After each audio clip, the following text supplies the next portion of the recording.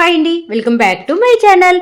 ఇంకా Alekhya tip టాప్గా ready అయిపోయి ఆఫీస్కి వస్తుంది కదా. ఈ జీవన చేసే ఓవర్ యాక్షన్కి ఈ అలేఖ్య కూడా ఇంకా అంతకంటే ఎక్కువ చేసి వేసుకొని వచ్చినటువంటి డ్రెస్సు బాగోలేదు, అసలు ఈ కలర్ ఏంటి, ఇదేంటి ఇంత పాతగా ఉంది, నువ్వు ఇలాంటి డ్రెస్సులు వేసుకొని వస్తే ఆదిత్య నీకెక్కడ పడతాడు, నువ్వు వచ్చింది జాబ్ కోసం కాదు కదా, ఆదిత్యాన్ని పడేయటం కోసం కదా అని చెప్పేసి జీవన అలేఖ్యకి మైండ్ వాష్ చేస్తుంది కదా. అవునవును, నేను ఆదిత్యాన్ని లైన్లో పడేసుకోవటం కోసమే కదా ఈ ప్రయత్నాలు అనేసి అలేఖ్య అంటూ, అమ్మ అంత బడ్జెట్ పెట్టే అవకాశం నా దగ్గర లేదు అనగానే జీవన డబ్బులు ఇచ్చి మరి అలేఖ్యని ఫ్యాషన్గా రెడీ అయిపోయి టిప్ టాప్గా కారులో నుంచి దిగేటట్టుగా చేస్తుంది. అలేఖ్య చక్కగా కార్ దిగి లోపలికి వస్తుంది. జీవన కాలు అడ్డు పెట్టి ఆదిత్య మీద అలేఖ్య పడేటట్టు చేస్తుంది. అప్పుడే ఆదిత్య అలేఖ్యని చూసి, ఏంటి అలేఖ్య నువ్వా, ఏంటి ఇలా తయారయ్యొచ్చావు అనేసి అనగానే, అదేంటి ఆదిత్య ఇలా తయారై రాకూడదా అనేసి అనగానే, కాదు ఇప్పుడు ఏంటి ఇలా డ్రెస్ చేసుకొని వచ్చావు అనేసి అడుగుతున్నా అనగానే, అప్పుడు మన ఇద్దరం ప్రేమించుకునేటప్పుడు ఇలాంటి డ్రెస్సులే కదా వేసుకునేదాన్ని అని చెప్పేసి అలేఖ్య ఆదిత్యతో చెప్తూ ఉంటే, ఇంకా అలాంటివన్నీ మాట్లాడొద్దని చెప్పాను కదా, ఇప్పుడు నీ మైండ్ అంతా కూడా ఆఫీసులో చేసే వర్క్ మీదే ఉండాలి తప్ప ఇలాంటి డ్రెస్సుల మీద వాటి మీద వీటి మీద కాదు అని చెప్పేసి ఆదిత్య గట్టిగా క్లాస్ పీగుతూ ఉంటాడనమాట. అప్పుడే జీవన అంటూ ఉంటుంది, అది కాదు బావగారు, అలేఖ్య ఇలా తయారవటంలో తప్పేముంది, ఎవరు ఇష్టం వచ్చినట్టుగా వాళ్ళు తయారవుతారు, ఎవరు ఇష్టం వచ్చినట్టుగా వాళ్ళు డ్రెస్సులు వేసుకొని వస్తారు కదా, ఇంక ఇలా డ్రెస్ వేసుకొచ్చినంత మాత్రాన్ని తను ఏమైనా వర్క్ చేయదా ఏంటి అనేసి జీవన అలేఖ్యకి సపోర్ట్గా పలుకుతూ ఉంటుందన్నమాట. అప్పుడు ఆదిత్య అంటూ ఉంటాడు, ఎవరి పద్ధతిలో వాళ్ళు ఉంటేనే బాగుంటుంది కదా, ఆఫీస్ వర్క్కి వచ్చినప్పుడు ఆఫీస్ పద్ధతిలో రండి, ఆఫీస్ వర్క్ చేసుకొని వెళ్ళండి, అంతేగాని ఇదివరకు ఏం జరిగింది ఏంటి అవన్నీ కూడా అనవసరం అని చెప్పేసి ఆదిత్య గట్టిగా క్లాస్ పీగుతూ ఉంటాడు అలేఖ్యకి. ఇంకా ఆదిత్య చెప్తూ ఉంటాడు, జీవన ఇప్పుడు అలేఖ్య ఏం పని చేయాలి ఏంటి, తన క్యాబిను తనది అంతా కూడా చూపించు అని చెప్పేసి అనగానే, సరే బావగారు అని చెప్పేసి జీవన ఏమీ తెలియనిలాగా తలూపేసి అక్కడి నుంచి వెళ్ళిపోతుందన్నమాట. ఇంకా అతను వెళ్ళిపోతాడు కదా, ఇంకా ఆ జీవనతోటి అలేఖ్య అంటూ ఉంటుంది, ఏంటి జీవన ఇలా జరిగింది, ఒకటనుకుంటే ఇంకోటి జరిగింది ఏంటి, ఆదిత్య నన్ను చూసి అలాగే చూస్తూ ఉండిపోతాడు అనుకున్నా, కానీ ఇంత చిరాకు పడ్డాడేంటి అని చెప్పి అనేసి అలేఖ్య జీవనతోటి అంటూ ఉంటే, అప్పుడు జీవన అంటూ ఉంటుంది, అలేఖ్య ఇప్పుడే కదా స్టార్ట్ చేసావు, అప్పుడే నీకు రిజల్ట్ రావాలంటే ఎలా వస్తుంది చెప్పు, కాబట్టి చక్కగా వెయిట్ చేద్దాము, మనం అనుకున్న ప్లాన్లన్నీ జరుగుతాయి అని చెప్పేసి అలేఖ్యకి ధైర్యం చెప్పి, పద నీ క్యాబిను నువ్వు ఎక్కడ వర్క్ చేసుకోవాలో అంతా చూపిస్తాను అని చెప్పేసి అలేఖ్యాన్ని తీసుకొని జీవన లోపలికి వెళ్ళిపోతుందన్నమాట. ఇంకెక్కడ ఇలా జరుగుతూ ఉంటే పద్మమ్మ చక్కగా చెట్లకి నీళ్లు పోసుకుంటూ ఉంటుందన్నమాట. ఇంకా ఈలోపే మన లాయర్ మేడం ఉన్నారు కదా జ్యోతి గారు, ఇంకా కోర్టులో వర్క్ ఉంది అని చెప్పేసి ఫోన్లో మాట్లాడుతూ, వస్తున్నానండి బయలుదేరుతున్నాను అనేసి ఎవరితో ఫోన్లో మాట్లాడుతూ ఇంకా అలా వస్తూ ఉంటే, అప్పుడే పద్మమ్మ జ్యోతమ్మని చూసి, జ్యోతమ్మ కోర్టుకు వెళ్తున్నారా అనగానే, వెళ్తున్నాను పద్మమ్మ, అవును ఏంటి అలేఖ్య ఆఫీస్కి వెళ్ళినట్టుందే అనేసి ఇంకా జ్యోతమ్మ పద్మమ్మని అడుగుతూ ఉంటే, పద్మమ్మ అంటూ ఉంటుంది, మీకెలా తెలుసు జ్యోతమ్మ, చెప్పిందా ఏంటి అలేఖ్య అనగానే, లేదు తను ఫోన్లో స్టేటస్ పెట్టుకుందిలే, ఆ ఫోటో చూసి ఓహో తన ఆఫీస్కి వెళ్ళిందని అనుకున్నాను అని చెప్పేసి ఇంకా అంటూ ఉంటుందన్నమాట. ఏదమ్మా ఫోటో పెట్టిందా, అందరికీ వస్తుందా అనగానే, అందరికీ వస్తుంది, అలేఖ్య ఫోన్ నెంబర్ ఎవరెవరి దగ్గర ఉందో వాళ్ళందరికీ కూడా కనపడుతుంది అనగానే, ఏదమ్మా నా ఫోన్కి కూడా వస్తుందా అనేసి పద్మమ్మ అమాయకంగా జ్యోతమ్మని అడుగుతూ ఉంటే, వస్తుందమ్మా వస్తుంది పద్మ అని చెప్పేసి చక్కగా జ్యోతమ్మ జవాబు చెప్తుంది. ఏదమ్మా ఒకసారి ఫోటో చూపించవా అనగానే ఇంకా ఫోటో చూపిస్తుంది అనమాట. చూపించి, ఏంది ఈ అమ్మాయి అలేఖ్య కాదు జ్యోతమ్మ అనగానే, చూడు సరిగ్గా అలేఖ్య అని కొంచెం ఫ్యాషన్గా రెడీ అయ్యింది అంతేలే అని చెప్పేసి ఇంకా జ్యోతి నవ్వుకుంటూ పద్మమ్మకు ఆ ఫోటో చూపిస్తుంది. అప్పుడే ఆ పద్మమ్మ అడుగుతూ ఉంటుంది, జ్యోతమ్మ ఈ ఫోటో సీన్ గాడికి పంపించడానికి వస్తుందా అనగానే, వస్తుంది, అయినా కూడా అలేఖ్య ఆఫీస్కి వెళ్ళేటప్పుడు సీను చూసే ఉంటాడు కదా అని చెప్పేసి అంటూ ఉంటే, చూసే ఉంటాడు, ఒకసారి ఫోటో చూపిద్దామని, అయినా ఇంత బాగా తయారయ్యి వెళ్తుంటే సీను చూడలేదులే, వెళ్ళేటప్పుడు మామూలు డ్రెస్సే వేసుకొని వెళ్ళింది, మరి ఈ డ్రెస్సు ఎక్కడ తీసుకుందో, మరి ఇలా ఎక్కడ రెడీ అయ్యి వెళ్ళిందో ఏంటో అనేసి గొనుక్కుంటూ ఉంటుంది పద్మమ్మ. ఈలోపే జ్యోతమ్మ ఫోటో తీసి సీనుకి పంపిస్తుంది అనమాట. ఇంకా జ్యోతమ్మ, సరే పద్మమ్మ నేను వెళ్తున్నాను, నాకు టైం అవుతుంది అని చెప్పేసి అక్కడి నుంచి బయలుదేరి వెళ్ళిపోతుంది అనమాట.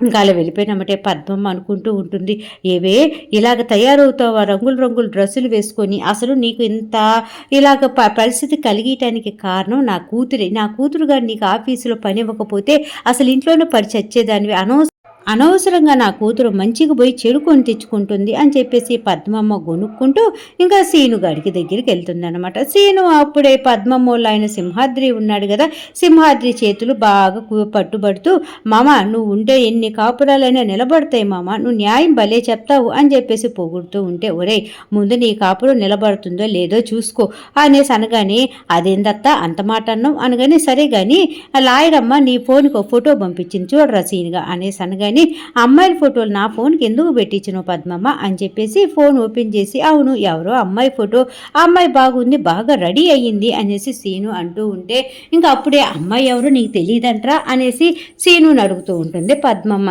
ఏమో ఈ అమ్మాయి ఎవరో నాకేం తెలుసు, అయినా కూడా లాయరమ్మ దగ్గరికి చాలామంది వస్తూ ఉంటారు, నేనేమో అమ్మాయిని చూడను కదా, మరి ఏ అమ్మాయో నాకేం తెలుస్తుంది అనేసి అనగానే, అవునత్తమ్మ ఎందుకు ఈ ఫోటో నాకు పెట్టించావు అనగానే, ఆ పెళ్లి చూపుల కోసంలే అనగానే, ఓహో ఈ అమ్మాయికి ఇంకా పెళ్లి కాలేదా, పెళ్లి చూపుల కోసం అని చెప్పేసి లాయరమ్మ ఫోటోలు పంపించిందా, చూడు మామ పెళ్ళి ఎలా ఉందో అనేసి అనేలోపు పద్మమ్మ కోపం వస్తుందన్నమాట. ఒరే ఎర్రి బాగోలోడా సరిగ్గా చూడు ఆ పిల్లని నువ్వు గుర్తుపట్ల అనగానే, నేనైతే గుర్తుపట్ల మామ, నువ్వు చూసినవా ఈ పిల్లని ఆడైనా అని చెప్పేసి సింహాద్రి చేతికి ఆ ఫోన్ ఇస్తాడనమాట. ఇంకా సింహాద్రి ఆ ఫోన్లో ఫోటోని చూసి, ఏమో నేను కూడా గుర్తుపట్ల, కాకపోతే ఎక్కడో చూసినట్టుగానే గుర్తుంది అనేసి ఇంకా సింహాద్రి కూడా అమాయకంగా చెప్తూ ఉంటే, ఇంకా అప్పుడు పద్మమ్మ కోపం వస్తుందన్నమాట. ఈ అమ్మాయి ఎవరో కాదు, ఈ సీనిగాడి పెళ్ళం అలేఖ్య వెళ్ళేటప్పుడు పద్ధతిగా డ్రెస్ వేసుకొని వెళ్ళింది, కాకపోతే ఆఫీసుకు చూసారా ఎలా వెళ్ళిందో, ఇది అసలు ఆడదేనా, నా కూతురు కాపురం తీయటానికి ఇది ఆఫీస్కి వెళ్ళినట్టుంది, అసలు దీనికి ఆఫీసులో ప్లేస్ ఇయ్యద్దు అంటే నా కూతురుకు బుద్ధి లేదు,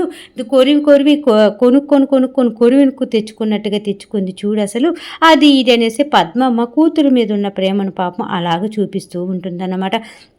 ఇంకా చాలా చాలా బాధపడిపోతూ ఉంటుంది ఈ అలేఖ్య, నా బిడ్డ కాపురాన్ని ఏం చేస్తుందో ఏమో అనేసి టెన్షన్ పడుతూ ఉంటే ఆ సీనుగాడు అంటూ ఉంటాడనమాట, నేను చూసుకుంటాలే మామ, నువ్వేం టెన్షన్ పడమాకు, నేను ముందు అసలు ఇలాగ వెళ్లకుండా నేను చూసుకుంటాలే అనేసి పాపం ఇంకా సీను అయినా ఏం చేస్తాడు. అప్పుడే సింహాద్రి అంటూ ఉంటాడు, నువ్వైనా ఏం చేస్తావురా, నీ తప్పేముంది చెప్పు, అత్త నీ మీద అనవసరంగా ఎగురుతుంది కానీ అసలు ఆ పిల్ల అలా డ్రెస్ వేసుకొని వెళ్తుందా నీకేం తెలుసురా సీనుగా, నువ్వేం ఫీల్ అవ్వ మాకు, ఇంకా పో ఇంటికి పో ముందు అని చెప్పేసి సీనుని ఇంటికి పంపిస్తాడనమాట సింహాద్రి. ఇంకెలా జరుగుతూ ఉంటే అప్పుడే పద్మమ్మ మీద సింహాద్రి ఎగురుతూ ఉంటాడు.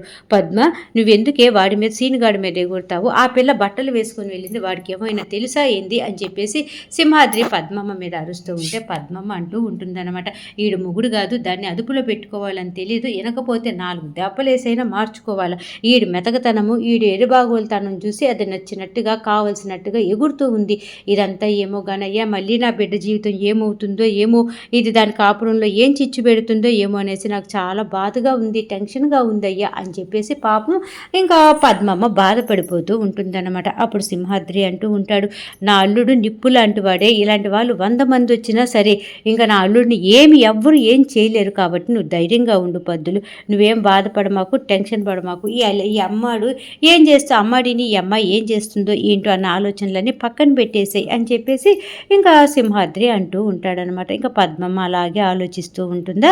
ఇంకెక్కడ ఇలా జరుగుతూ ఉంటే మొత్తానికి ఇంటి దగ్గరికి వచ్చేసేపాటికి పూర్ణిమ గారిని డిశ్చార్జ్ చేసేసి చైత్ర అలాగే శ్రీధర్ ఇద్దరు కూడా ఇంటికి తీసుకువెళ్తారనమాట. ఇంటికి తీసుకొని వెళ్తే అప్పుడే పూర్ణిమ గారు చైత్రను చూసి అంటూ ఉంటారు, మీకు మాకు ఏ బంధం ఉందో తెలియదు బాబు, నువ్వు నాకు ఇంత హెల్ప్ చేస్తున్నావు, మా అమ్మాయికి ఇంత హెల్ప్ చేస్తున్నావు అనేసి అనగానే, నేను మీకు చుట్టాలమే ఆంటీ, ఇంకా త్వరలో మనం చుట్టాలు అవుతాం కదా అనేలోపు ఇంకా పూర్ణిమ ఏంటి అబ్బాయి ఇలా అన్నాడని డౌట్గా చూస్తూ ఉంటే ఇంకా అప్పుడే అక్కడే ఉన్నటువంటి చైత్ర సైకిల్ చేస్తుందన్నమాట. శ్రీతన్ ఏం మాట్లాడుతున్నావు అని చెప్పేసి సైకిల్ చేస్తూ ఉంటే ఇంకా అప్పుడు శ్రీతన్ అదే మా ఆఫీసులో పని చేస్తుంది కదా తను, అప్పుడు మనందరం కూడా ఒకటే అవుతాం కదా అందుకన్నానులే ఆంటీ గారు అని జవాబు చెప్పి ఇంకా అన్ని సపర్యలన్నీ చేస్తూ ఉంటాడు. ఇక్కడ ఇలా సీన్ జరుగుతూ ఉంటే ఇంటి దగ్గరికి వచ్చేసేపాటికి ఆదిత్య వాళ్ళ నాన్నగారు టెన్షన్ పడిపోతూ ఉంటారు. ఎందుకంటే హాస్పిటల్లో పూర్ణిమ గారిని చూసి వచ్చినప్పటి నుంచి అతనికి మైండ్లో అదే గుర్తొస్తుందన్నమాట. పూర్ణిమకి పాపం బాగోలేదు, ఇలాంటి పరిస్థితుల్లో తన దగ్గర నేను ఉండలేకపోయాను, అతనేంటి అలా మాట్లాడింది, నేను ఉంటానన్నా సరే వెళ్ళిపో అనింది అని చెప్పేసి ఒకటే ఆలోచిస్తూ ఉంటాడనమాట. తను అలా ఆలోచిస్తూ ఉంటే అప్పుడే అక్కడ ఉన్నటువంటి సునంద ఏంటండి అలా ఆలోచిస్తున్నారు అనేసి అంటూ ఉంటే, ఏం లేదు సునంద ఆఫీస్ వరకు కొంచెం ఆలోచిస్తున్నాను అని చెప్పేసి అంటూ ఉంటాడనమాట. సరే గాని నేను ఒక విషయం అడుగుతాను చెప్తారా అనగాని, అడుగు సునంద నీకు నేనెందుకు జవాబు చెప్పను అనేసి అంటూ ఉంటే, అప్పుడు కాదు నిన్న మీరేమన్నా గుడికి వెళ్లారా శివాలయానికి అంటూ ఉంటే, నేనా గుడికి వెళ్ళలేదు అని చెప్పేసి అని, వామ్మో నేను పూర్ణిమ కలిసి ఆ గుడిలో ఉండటం చూసిందా ఏంటి సునంద అందుకే డౌట్‌గా అడుగుతుంది అని చెప్పేసి కొంచెం కంగారు పడుతూ ఉంటాడు. అప్పుడే సునంద అంటూ ఉంటుంది, ఏమండి మిమ్మల్ని అడిగేది నిన్న మీరు శివాలయానికి వెళ్ళలేదా అనగానే, నేను ఏ గుడికి వెళ్ళలేదు తల్లి నా వర్క్ మీద నేను ఆఫీస్‌కి వెళ్ళా తప్ప నేను ఏ గుడికి వెళ్ళలేదు. అయినా నీకెందుకు ఈ డౌట్ వచ్చింది అనగానే, ఆహాహా! ఏమీ లేదులెండి ఊరికనే అడుగుతున్నాను అని చెప్పేసి సునంద జవాబు చెప్తుందనమాట. ఇంకా అప్పుడు ఆదిత్య వాళ్ళ నాన్న అంటూ ఉంటాడు, నాకు కొంచెం కాఫీ ఇవ్వవే బాగా తలనొప్పిగా ఉంది అనగానే, ఇంకా సునంద కూడా సరే నేను కాఫీ తెస్తాను అనేసి వెళ్తూ, ఓహో! మరి ఈయన పూర్ణిమని కలవటానికి వెళ్ళకపోతే పూర్ణిమ గుడి లోపల ఉండకుండా గుడి బయట ఎందుకుంది? ఈయనేమైనా అబద్ధం చెప్తున్నాడా? లేదంటే ఇంకోలాగా జరిగిందా? అని చెప్పేసి ఆలోచిస్తూ ఉంటుందన్నమాట. ఇంకా సునంద కాఫీ తీసుకురావడానికి వెళ్తుంది కదా! అప్పుడే ఆదిత్య వాళ్ళ నాన్న అనుకుంటూ ఉంటాడు, కొంచెం జాగ్రత్తగా ఉండాలి. సునందకి ఏదో డౌట్ వస్తున్నట్టుంది నా మీద కాబట్టి కొంచెం ఏం చేసినా కూడా జాగ్రత్తగా చెయ్యాలి అనేసి అనుకుంటూ ఉంటాడు. ఇంకిక్కడ ఇలా జరుగుతూ ఉంటే మొత్తానికి ఇంక చైత్ర, శ్రీధర్ వాళ్ళ చైత్ర వాళ్ళ అమ్మకి అన్ని జాగ్రత్తలు చెప్పి మంచం మీద పడుకోబెట్టి టాబ్లెట్లు అవన్నీ వేసి చక్కగా ఆవిడ నిద్రపోయిన తర్వాత ఇంకా చైత్ర శ్రీధర్ ఆ ఇంటిలో ఆవిడ పడుకున్న బెడ్రూమ్లో నుంచి బయటికి వచ్చి చైత్ర అంటూ ఉంటుంది, ఏంటయ్యా ఏంటి ఓవర్ యాక్షన్ చేస్తున్నావు మా అమ్మ ముందు అనేసి అనగానే, జరిగేదే చెప్పాను అనగా అని శ్రీధర్ ఆట పట్టిస్తూ ఉంటాడు చైత్రని. అప్పుడు చైత్రకి 2 జల్లు ఉంటాయి కదా, ఆ 2 జల్లు గట్టిగా శ్రీధర్ని పట్టుకుంటే చైత్ర అంటూ ఉంటుంది, ఇప్పుడు మా అమ్మగారు వచ్చి నువ్వు నా జల్లు పట్టుకున్నట్టు చూసిందనుకో మనకు బాగా పెళ్లి చేసిద్ది అనగానే, నాకు కూడా కావాల్సింది అదే కదా మన ఇద్దరికి పెళ్లి చేయగానే నేను పట్టుకొని మా ఇంటికి వెళ్ళిపోతాను అని చెప్పేసి ఇంకా శ్రీతను ఆట పట్టిస్తూ ఉంటాడు చైత్రని. అప్పుడు చైత్ర అంటూ ఉంటుంది, అదేంటి అప్పుడే పెళ్ళి అంటున్నావు అని చెప్పేసి, నువ్వు ముందు పద మా ఇంట్లో నుంచి ఇంకా వెళ్ళు అని చెప్పేసి బయటికి గెంటేసి తలుపేసేస్తుంది అనమాట. ఇంకా వెళ్ళాడా లేదా అని చెప్పేసి తలుపు తీసి మళ్ళీ చూస్తూ ఉంటే శ్రీతన్ అంటూ ఉంటాడు, నాకు తెలుసు దొంగ పిల్ల నేను వెళ్ళానా లేదా నువ్వు చూస్తూ ఉంటావని నాకు తెలిసే ఇక్కడ ఉన్నాను నేను, సరే ఇంటికి వెళ్తున్నాను బాయ్ అని చెప్పేసి శ్రీతన్ చైత్రకు బాయ్ చెప్పేసి వెళ్ళిపోతాడనమాట. ఇంకా చైత్ర తలుపు వేసేసుకొని ఇంకా నవ్వుకుంటూ వాళ్ళ అమ్మ దగ్గరికి వెళ్తుంది.